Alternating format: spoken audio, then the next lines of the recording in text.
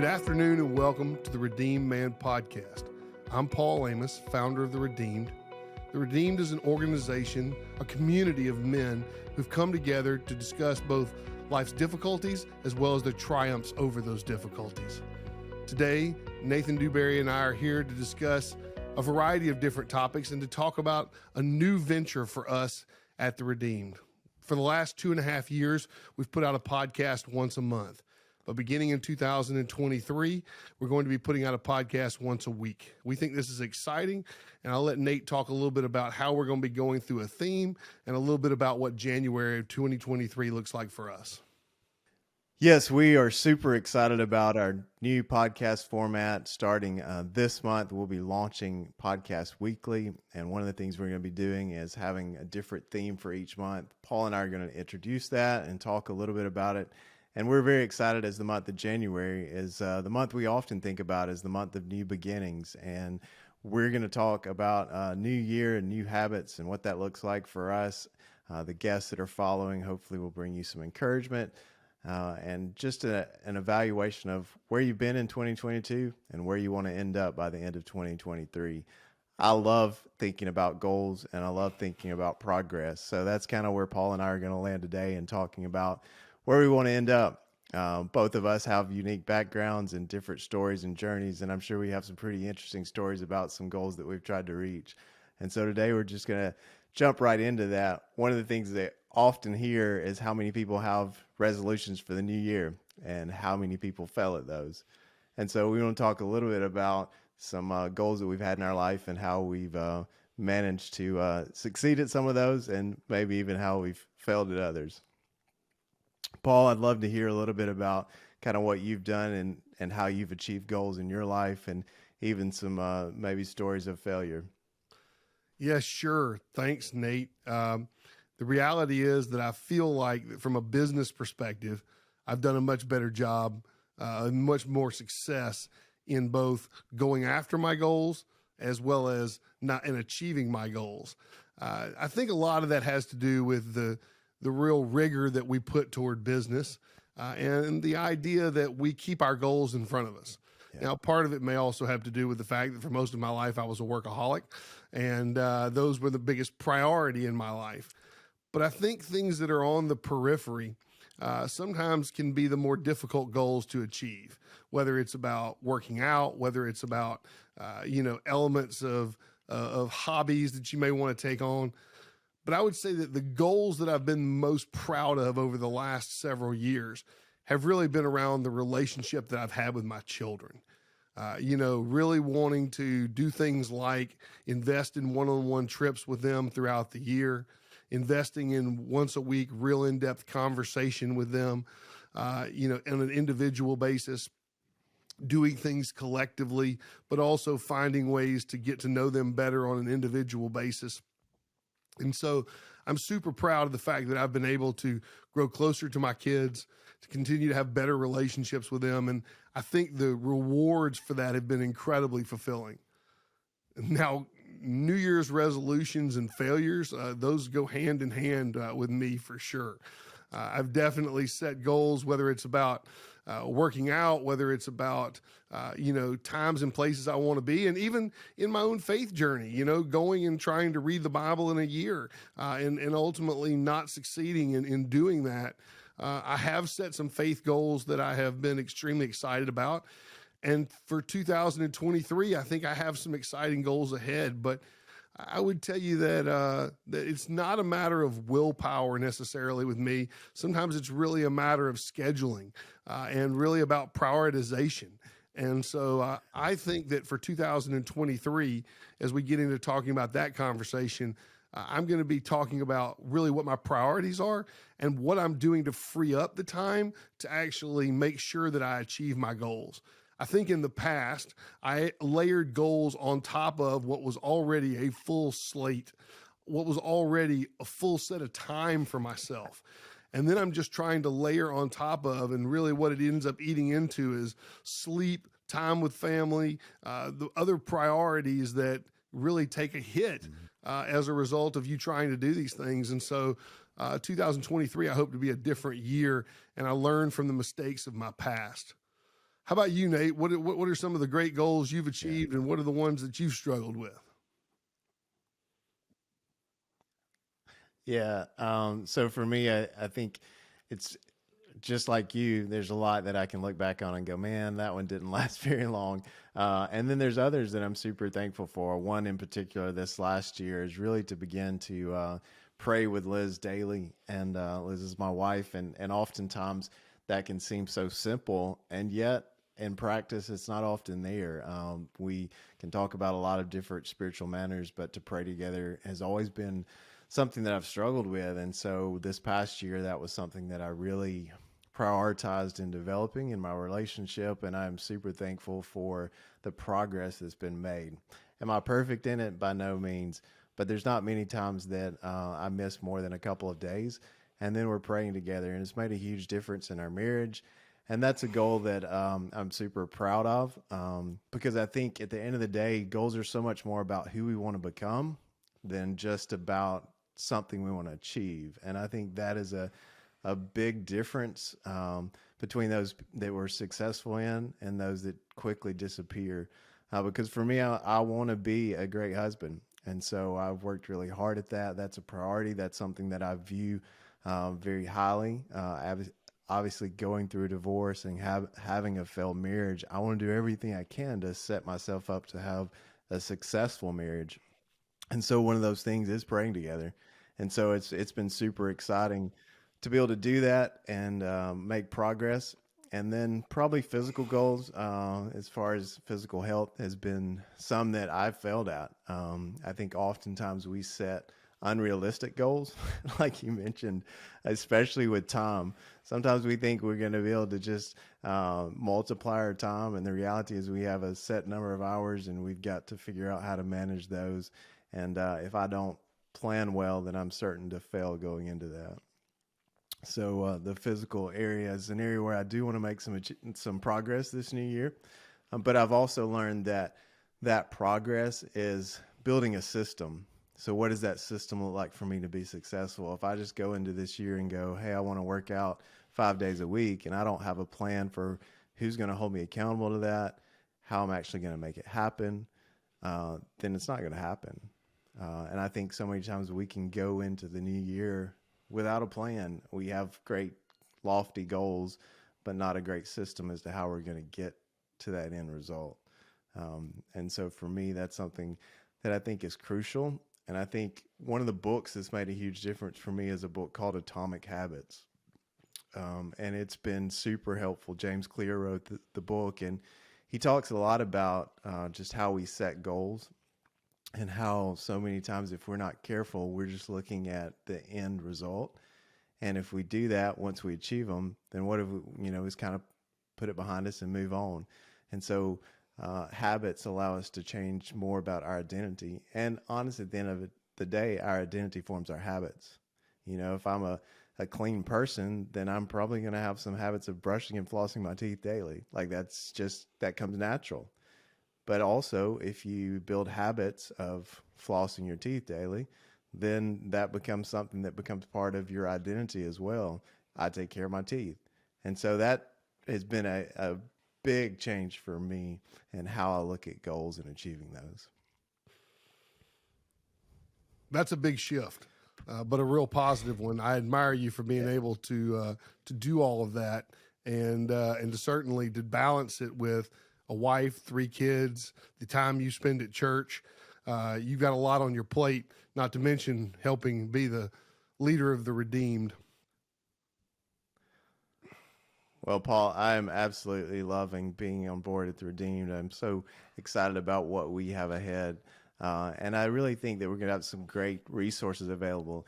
One of the things this year is we're going to have a 10-day devotional that you can look at and evaluate 2022 and look at see who you want to become in 2023. It's a great resource and a help for you. We're going to have increased podcast frequency, which is another exciting thing that we're going to offer. And then small groups. Small groups will be starting again in January. And just please be aware, paying attention to our emails and our social media about the different opportunities you're going to have to get plugged into small groups. But there's so much ahead. And I think and all the things I do have going on, it's much like you. There's some really exciting things. I'm thankful for the time I have with my family. I'm thankful that I can prioritize that. And I'm thankful that I can prioritize serving in the local church. Oftentimes we can get distracted by things that are maybe not quite as important. And for me, it's really exciting to be able to serve. Obviously, with my wife being on staff at our church, we're always there. So in some ways, that makes it easier for me.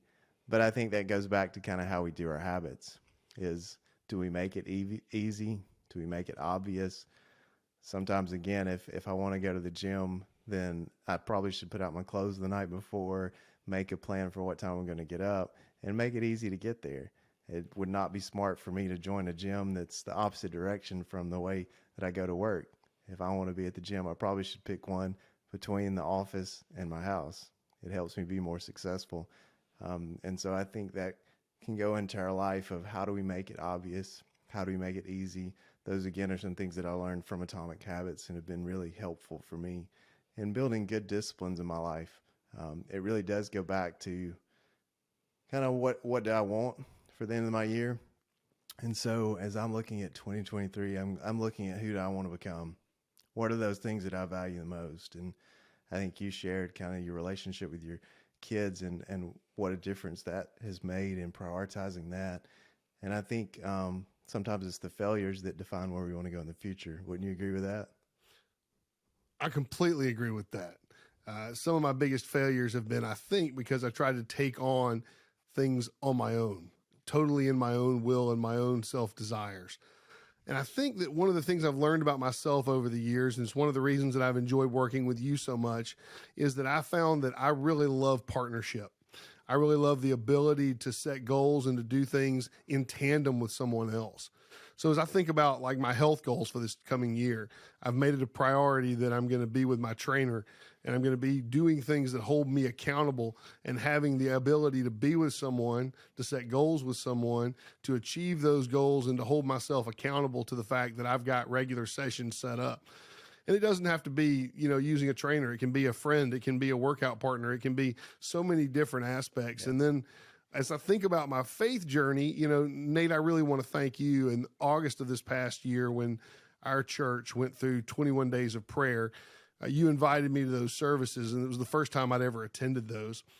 It really was a rigor and a system that allowed me to begin to think about a different level of prayer and a different level of meditation that I've been taking on. So as I think about 2023 and one of the ways that I'm going to be establishing my habits for the coming year, I'm very excited that our church will be offering 21 days of prayer and fasting. And so I'm excited to begin to do different eating habits through fasting, different prayer habits through the type of contemplative prayer and the meditation that I'll be doing, as well as really showering those people in my life and those people in need with prayer. And so I am super fired up that I've got some outlets that will allow me to be accountable and allow me to establish those habits early on in the year so that 2023 will be set up and pave the way for success. Man, Paul, I love that because I think it is so much about the community we have around us. And that's why at The Redeemed, we focus so much on building a supportive community. Because at the end of the day, when you go to 21 days of prayer, we've been able to be a part of the service. And it's so encouraging to see other believers praying and asking God to do an amazing work in their life and praying on behalf of other people. It inspires you, especially when it's early in the morning and you're thinking, man, I'm not sure I want to get up. And you get there and you see a crowd of people who are praying and interceding for others. And same way with going to the gym. I think having that trainer there to encourage you and to push you, it's a lot about the people we put around us. We're not going to end up, if I'm a smoker and trying not to be a smoker, I probably shouldn't go out and stand with the guys who are outside the building taking their smoke break. It's not exactly the ideal situation for me if I'm trying to quit. And it's the same way with going to the gym. If I can just get there, then I'm probably going to be encouraged to follow through on a good workout because it's about the community that that I'm around. And we believe that wholehearted about relationships. And if you want to grow and look more like Christ, at the end of the day, get around other believers, get around people who are headed in the direction you want to go in. It's so crucial to have a dynamic success is by the crowd you surround yourself with. We tell our kids all the time that, but sometimes we as adults forget, who am I running with? Who's the people that are my crew, my tribe, and where are they going? Most people are like the people they surround themselves with. You know, I think back to going into sales over 25 years ago and listening to leaders and speakers like Zig Ziglar and talking about doing the hardest thing on your list first because it made everything else a downhill. And I think that can actually be stretched and viewed in a different direction and say, you know, it's not just about doing the hardest thing, but it's also about doing the biggest priority first. And so for myself, you know, I don't love to work out first thing in the morning. I feel like I perform a lot better in the afternoon. So for my health goals, I'm going to take those and put those at the end of the day. Not so they can be cut off and shortened, but just so that they can be done in the best possible way. But from a spiritual goal perspective, I find myself really wanting to deepen a habit of having my time with God first thing in the morning. You know, obviously it establishes him as the priority and puts him throughout the day as the key focus of what I'm trying to do. But I also think it brightens my heart. Yeah. I actually feel like a better person when I actually go and do that and put that first. And that's not ego, and that's not me feeling pious or better than anybody else. It's just knowing that I'm putting God in the priority in the place of life that, you know, for a lot of my life, I didn't, especially during the biggest parts of my career. You know, I was focused on self-achievement and team achievement and those things, and really wasn't putting God at the forefront of every decision and the priority in my life. And now that I am, I feel like a different person. And I feel like that tethering of myself to him keeps me close, and beginning the day with him truly is something that will make 2023 an even better year for me. Yeah, I couldn't agree more. I talked last week with a friend of mine, Ron Rogers, and he even talked about how he had stacked his priorities or his habits in order of his priorities. That's kind of how he ordered his day, and making sure that the things that were most important to him happened first, or at least he had a plan of how that was going to happen during the day. And so I think that's so key. And in Atomic Habits, he talks about stacking our habits, and basically anything that we do every day gives us an opportunity to add a new habit to that. And for me and for you and for all the rest of humanity, we have that time in the morning when we wake up first thing. And so we kind of have that choice of how are we going to start our day. For me, one of the things that I've learned to do is I do grab my phone first, but my goal is not to open anything else but open my Bible app or open our app from our church and start that daily reading plan. That's the very first thing that I start in the day. As I go into 2023, one of the things I'm going to do is I'm going to shift that the night before. I'm going to write down the verses or where I'm going to read, and then I'm going to go to my paper Bible so that I don't have any opportunity for distraction in the morning. Because for me, I've learned that there are times where text comes through or I can get distracted, and I don't want to be distracted. I want to be able to prioritize that time. And so I think could not agree more about how putting that time with the Lord first and foremost really sets the tone for the day. Because if I don't, and I walk out that door, the first time something doesn't go my way, it's so much easier to get angry about it or to get off track, because I haven't focused my heart and affections on Christ. So such a good word about how we set the tone for our day and how we prioritize Christ. And as you mentioned, our church does 21 days of prayer, and we're going to have a link on our social media account, and we'll have hopefully some other opportunities for you if you're a listener and want to be a part of that. They have live services every day. Eastern time zone is at 7 a.m. And then also for 24 hours, that service is available, so you can jump on there and be a part of it. And your church may have other resources, but man, it is a great way to start the new year with prioritizing that time in prayer. And Paul, I was super excited that you were able to join back in August. And let me tell you, 21 days in January is going to be even better than it was in August. So I'm super excited that we'll be able to be there together and really just see what God has in store, believing that there's so much for the redeemed, and for each of us personally, and for all of our listeners, knowing that, God can do immeasurably more than what we could ask or imagine, but he really does want the first. There's a great principle about prioritizing, putting things first that deserve to be first. And obviously our relationship with Christ is one of those. All right, Nate, I'll ask you, and I'll go first, but I'll ask you, what goal are you most scared of achieving throughout 2023?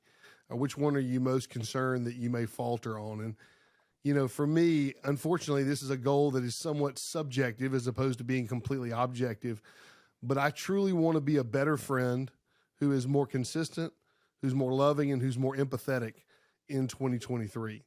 I find that I'm a sporadic friend, that I have periods of time where I am following up and really talking to and a part of my friends' lives.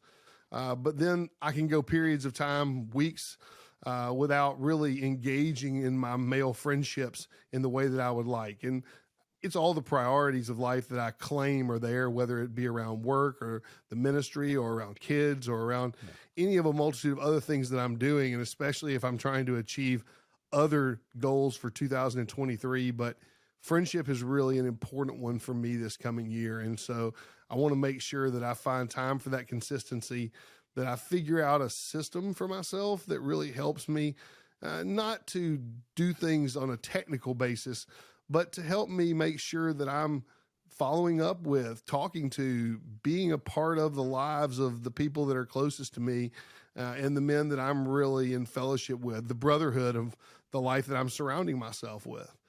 All right, so there's mine. Where are you on maybe a little bit of a tentative one for 2023? Well, first of all, I'd love to just to tell you, I can see you prioritizing and really seeking to empathize. So you're already ahead of the game for 2023, and I'm certain that you're going to be successful in that goal. But as far as for me, really probably the thing I'm most nervous about is my physical health. One of the things when I turned 40 and now working on 42, my next birthday, just realizing there's not as much time spent doing physical activity like there was early on. I used to have a job where I would be out doing different things with the landscape field, and on a hot day, it's you just walk outside and you break a sweat. And now I spend a lot more time sitting and a lot less time outdoors. And so that's probably the goal I'm most nervous about. Very similar to you, trying to figure out what that system looks like. One of the things my wife and I have already done in preparation to make that more a part of our own journey is we bought a rower, and that's kind of the first step of like, all right, we've got a rower, we've got a plan, and that's going to be something that if I can't make it to the gym and I can't go swim, then no matter what, that rower's sitting there in my house and I can jump on it and get a quick 20 minutes in, and you can break a sweat in no time on that. So that's how I hope to achieve it, but that's the one I'm most nervous about. I appreciate your honesty and your candor. And the reality is that you and I need to hold each other accountable to those. I will make sure that I ask you about your working out, and maybe on a few days I'm going to live vicariously through you, and hoping to get into the gym every day myself. I'm fired up about 2023. You mentioned earlier the things that we're doing as a ministry, whether it's around small groups kicking off in January, whether it's around the devotionals, the fact that we're upping our podcast from monthly to weekly.